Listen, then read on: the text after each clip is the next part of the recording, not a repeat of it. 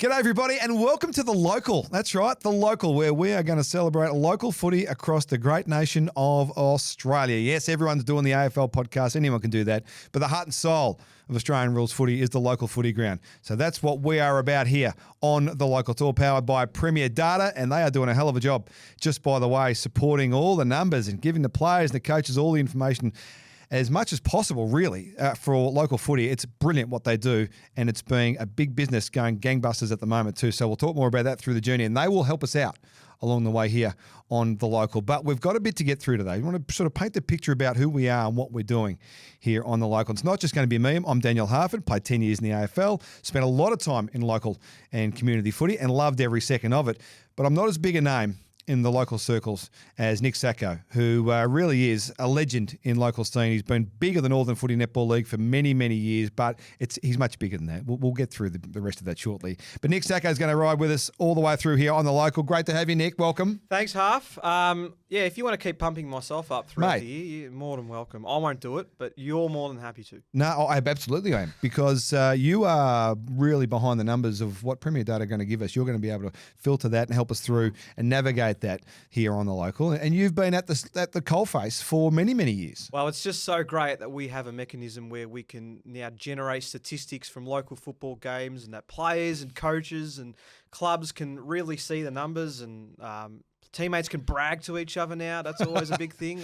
They don't have to make it up. They can actually go to the stats and prove their worth. So, no, it's great to have them on board, and great to have a podcast dedicated to local football, because there's so many stories out there that we want to share on this podcast, and this is the perfect venture to do it. Yeah, and we'll get to that very shortly. But just for the background for our viewers and listeners, just tell us a bit more about your involvement in local footy. It's been, well, first of all, as a player back in under nines at the Mill Park Footy Club, so shout out to them.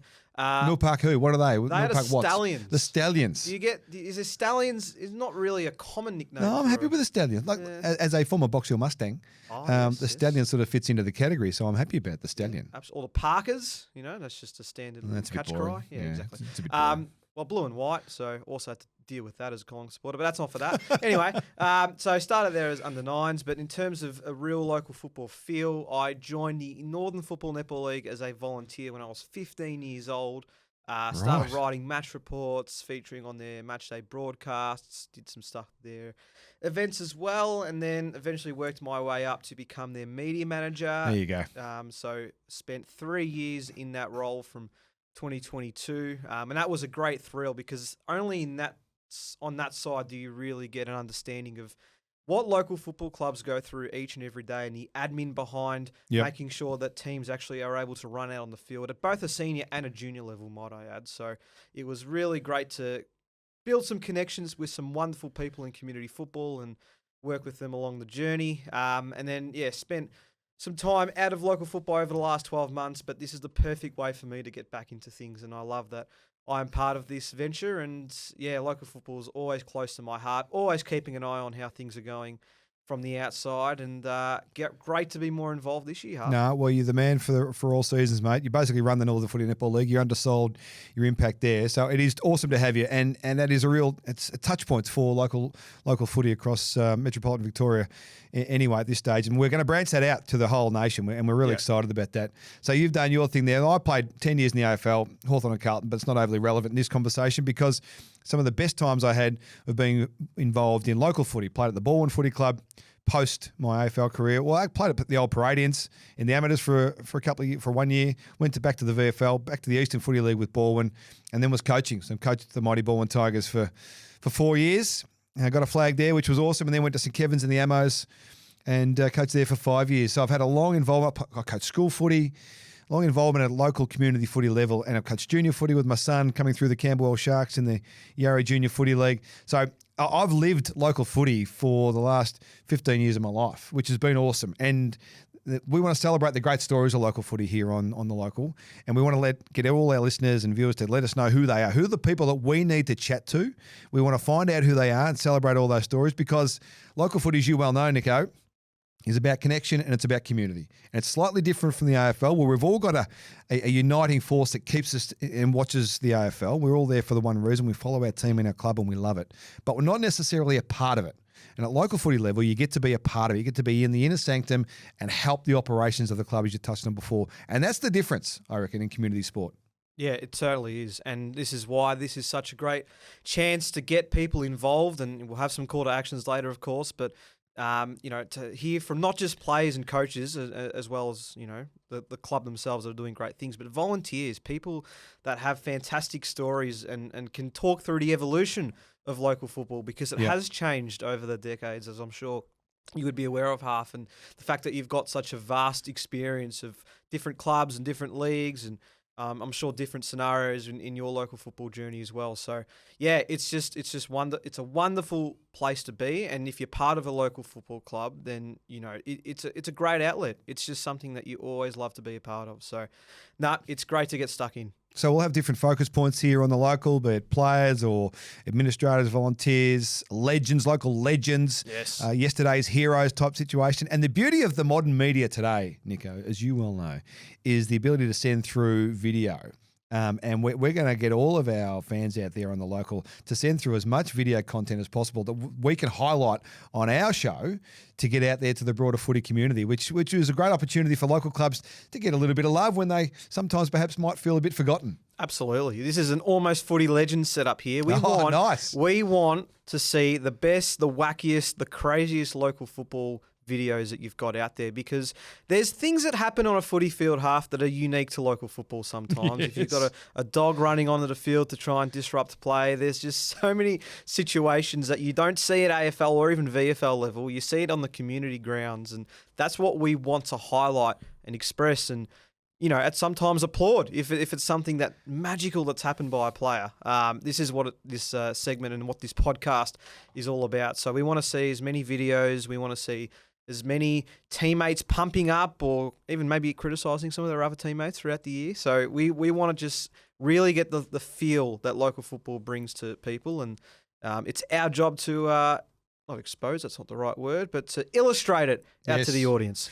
Have you ever played a game where these sprinklers have come on midway through one of the quarters? No. I've done that 3 times. 3 times that's happened to me, where sprinklers have come, and not just one sprinkler, 3, 4, 5 sprinklers all across the ground. I'll tell you what, it makes it hard. Yeah. It makes it hard to play local footy when you've got sprinklers in your eyeballs. I've had hail. Yes. Yep. Where was that? So that was at Mill Park. I can't remember what year I was. I reckon I was about 14 or 15 years old, and my poor parents still standing out there. One of them, I'm pretty sure, was the boundary umpire, and just watching us get absolutely pelted with hailstones. And you couldn't be soft back then. I mean, you had to stay out for the whole time, and it's probably the only time, being a bench warmer myself, but it was probably the only time I wanted to be on the pine because I didn't want to get sprayed with hail. And it didn't just last one quarter, it lasted the full game as it usually does in Melbourne. Yeah, well, I remember a day at Hamilton in regional Victoria, playing the under-18s at the Northern Knights back in the old days, and it was hailing, it was freezing cold. We ended up wearing in the old days, parachute tracksuits were big. We were wearing parachute tracksuit pants underneath our shorts and with the socks over the top, and then the parachute tracksuit top underneath our jumpers. That's how cold it was and how ridiculous it was to Hamilton that day. Coming in sideways, absolute hail disaster it was. So that was my hail experience. And you've got a bit of action there coming up from Upwey Tacoma. Showing, because I remember during my time at the Northern Football Netball League that King Lake are notorious for fog. And as you can see in this video, and we'll show this, of course, but that's at junior level. But at senior level, the day would start bright, sunshine, glorious viewing experience. By about half-time, the fog just takes over in the middle of winter. We had clubs requesting not to play King Lake in the middle of the year because you couldn't see the footy as showcased. Fair enough. It makes it difficult when you can't see it. Yeah, that's at an extreme, to be fair. Yeah, well, we want to find out all about those stories, all those videos and photos. Send them through here in the local on the socials, and we'll give them a pump. And what we've got there too, just by the way, and we see the colours of King Lake on the screen there. So as part of this, we want to celebrate local clubs. So send in your stuff. Send a hat, a t-shirt, a jumper, a singlet, or whatever, so we can. I'll wear it on the show. Don't worry about that on the potty.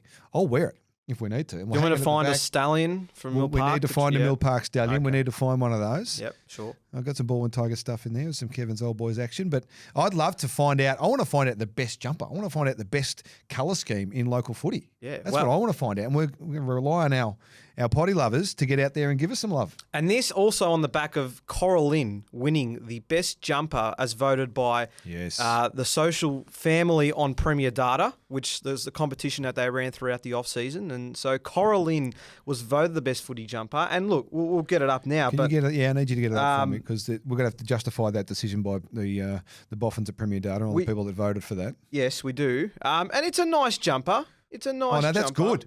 It is, and it's unique. We don't want to see the AFL. $80. Yeah. Oh, there you go. $80 for a new jumper there at Coraline. It's not too bad. It is a nice jumper. So that's from the West Gippsland Footy Netball competition. No, that's a rock solid jumper. That is. I haven't seen the full list of jumpers in contention there, but that's a really good jumper. Look at the fangs coming in from the side. Love the fang factor of the Coraline jumper there. That's a beauty. That's a worthy winner as far as I'm concerned. So if you think you've got a better football jumper, let us know. If you think that your jumper was robbed from the competition or there's one that wasn't even nominated, then this is the perfect opportunity to pump them up before the season starts. I'm just thinking, Nico, just on the back of competition. Yes. And the fact that we're looking at the best jumpers there. Isn't this going to be a great opportunity for participants across the nation to pump up their league as the best league? Ooh. Isn't there going to be some great inter-league competition and bragging rights going around here on the local? Well, there's a lack of representative football, particularly at senior level. So this might be a little alternative to try and decide what is the best football league. Because the country leagues will think that the metro ones are no good and the metro ones will think that the country ones are no good. So this is an opportunity for a little bit of bragging rights, and maybe we would, by the end of this series or this season, we can truly decide once and for all. And the great thing about having Premier Data on board and helping us out here on the local is that we'll have access to all the numbers from the performances on the weekend. Now, we've got historical numbers as well on file, but we're going to have almost live data, really, coming to the show every week, and we can celebrate all the awesomeness that's going on around the nation, from individual performances to team performances, but also have a little bit of fun with it and just commiserate with some of the big losers out there as well. And I'm all about that because it's about competition, but it's all a bit of fun in the end. And sometimes you had a bad day at the office, we want to find out about that too. Absolutely. Well, why don't you tell us, Harf, some of the things we're looking for from a statistical point of view? What are some of the things you think that we will highlight throughout the year? You know, we want to have a deep dive into some of the stats, but there's some stats that jump right off the page when you first see them. So what do you think will be some of the unique ones that we capture this year? Well, I've had a bit of a sneak peek at some of the numbers from last year at Premier Data. Yes. And one stat that really caught me by surprise was the hit-out stat. Now, it doesn't matter. It depends who you talk to, but a lot of people don't think the hit-out stats are very relevant. And sometimes that might be right in different games. But Premier Data have got a list of the highest number of hit-outs for last year. And the numbers will blow your mind. We'll get that up at some stage, maybe not this week, maybe next week, unless we've got it, of course. Have a look at those. But goals are the big one. Everyone loves the big snag kickers, but that sort of doesn't give us much love for the blokes at the back end of the field, the defenders who are doing the job trying to stop those goal kickers. So goals are the big one. Disposal numbers always get a highlight, and they're the ones that post-game all the players want to know straight away, how many did I have? How's it look on Premier Data? What are my ranking points? All that sort of stuff. So they're the ones that stand out. I want to see spoils. I want to see tackles. I want to see inside 50s.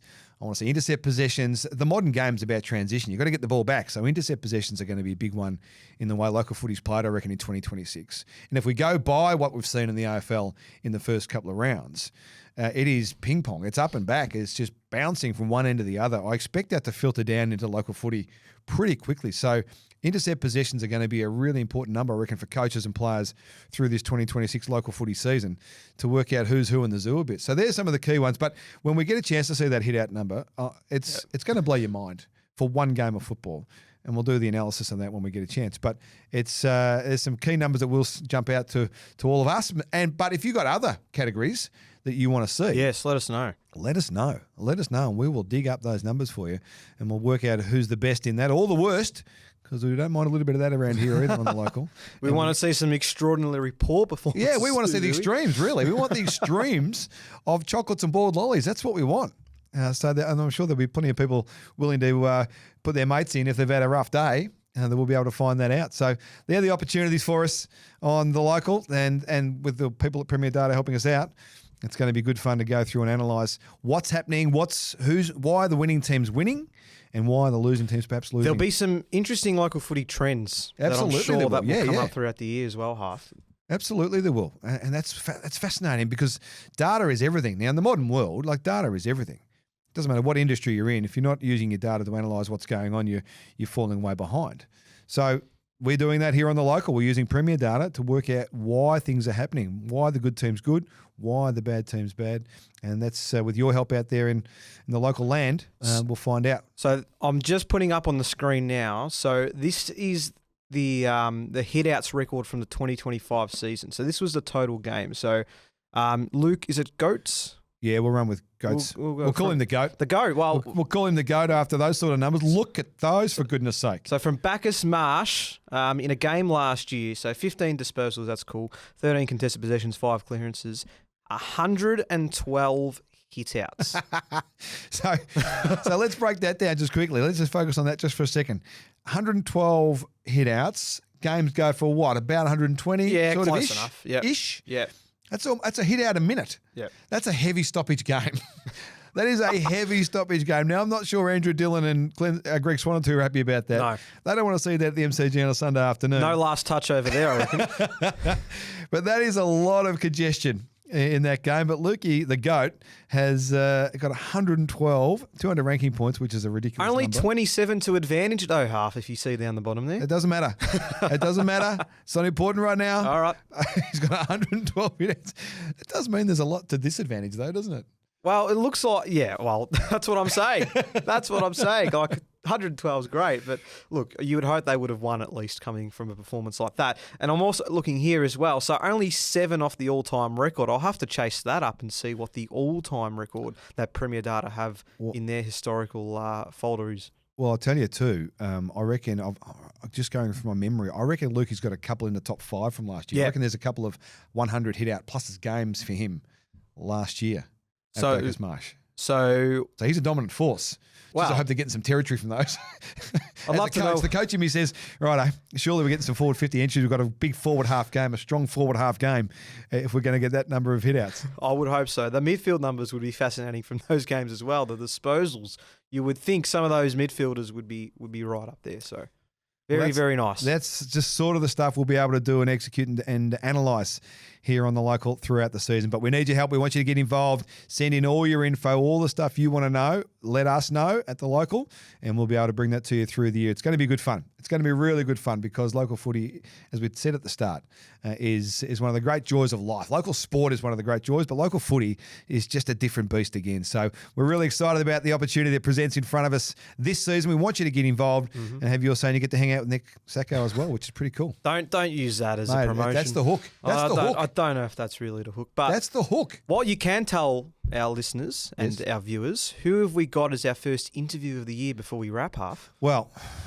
now we're focusing on local footy, of course, but when you've got someone that's been to the top of the mountain and gone back to local level and just played it for the right reasons, they're the sort of people you want to talk to start things off. Then we want the grassroots people coming through. But Ahmed Saad, the former Security champ, is going to join us and for our second episode, which is only a couple of days away. So make sure you strap yourself in for that. Played with the Saints for 33 games and has been a dominant force in metropolitan Melbourne through local footy for the last 10 years or so. And he's going to be a great chat, a great human. Full stop, Ahmed Saad. Does some awesome work with the Bashar Hawley Foundation. So he's going to be our first chat for episode 2 of The Local, Nick. You've done a great job setting that up. That's going to be you will absolutely love the chat. If you don't know much about Ahmed Saad and what he's done at local football level, I suggest watching his highlights reel before you listen into this chat. He mentions him a couple of times throughout the interview, but my goodness, it is one of the most entertaining packages that you will see.